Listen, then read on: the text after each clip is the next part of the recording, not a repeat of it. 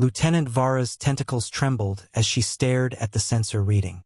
After running the scan 3 times, the result remained unchanged. The signature matched the ancient database entries perfectly, a human vessel. "Captain," she whispered into the comm. "You need to see this." Captain Kron slithered onto the bridge, his scales shifting from calm blue to alert orange. "What is it, Lieutenant?" "Sir, we've detected a ship. The configuration matches. It matches human design specifications." The bridge fell silent. Every crew member turned toward the main display, their various appendages frozen in disbelief. "That's impossible," Kron stated flatly. "Humans are myths, stories to frighten younglings." But the data didn't lie. The vessel approaching their research station bore all the hallmarks of human engineering.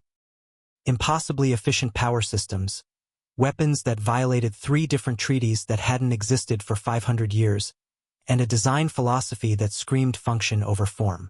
Humans, the ghost species, the vanished ones. Every spacefaring civilization knew the stories. 5 centuries ago, humanity had been the galaxy's mediators, its protectors, its innovators. They'd prevented wars, shared technology freely, and asked for nothing but friendship in return. Then, in a single galactic rotation, they'd vanished. Every human world, empty. Every ship, gone. Every individual, disappeared without a trace. The younger races had mourned. The elder races had worried. But as decades turned to centuries, humanity became legend. The species that had walked between stars. The ones who'd turned death worlds into gardens and convinced predator and prey species to share meals.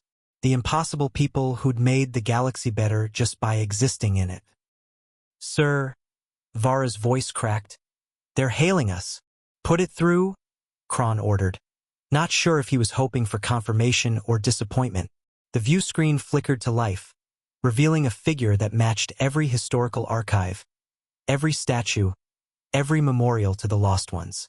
Bipedal, forward-facing eyes. No natural weapons or armor. A human. "This is Captain Rebecca Foster of the Earthship Renaissance," the human said, smiling softly. "I apologize if we've startled you. We've been away for a while." Kron found his voice.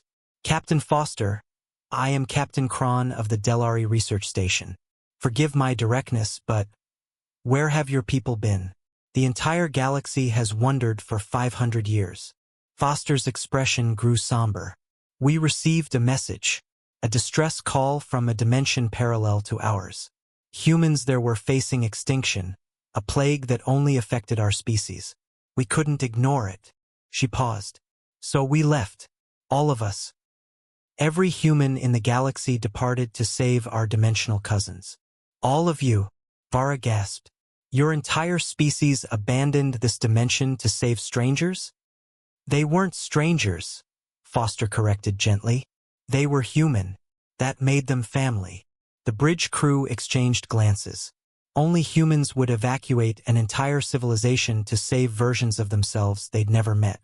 "The mission took longer than expected," Foster continued. "We had to rebuild their entire civilization, create immunity, establish defenses. But we succeeded. Humanity thrives in both dimensions now." "Why return?" Kron asked. "Why now?" Foster's smile widened. "Because we missed you. All of you. The Delari's poetry, the Krex's music, the Volani's cooking. We've spent 5 centuries telling our dimensional cousins about the wonderful galaxy we came from. They wanted to meet you. So we're back. And this time we're twice as many." The implications staggered Kron. Humanity hadn't just returned. They doubled. The species that had shaped the galaxy through pure kindness and stubborn optimism was back, stronger than ever. "Captain Foster," Kron said slowly, "the galaxy has changed in your absence. Wars have been fought. Alliances have crumbled. Some species have gone extinct. It's not the paradise you left behind." Foster's expression grew determined. "Then it sounds like we've got work to do. Humans have always been good at fixing broken things. We just never mentioned that sometimes the broken thing is an entire galaxy." As the Renaissance docked with the station, more human ships appeared on sensors. Dozens, hundreds, thousands, each carrying humans eager to rebuild the connections they'd sacrificed to save their other selves. The legends were true. All of them. Humans were the species that chose sacrifice over survival, that considered strangers family, that looked at impossible odds and smiled.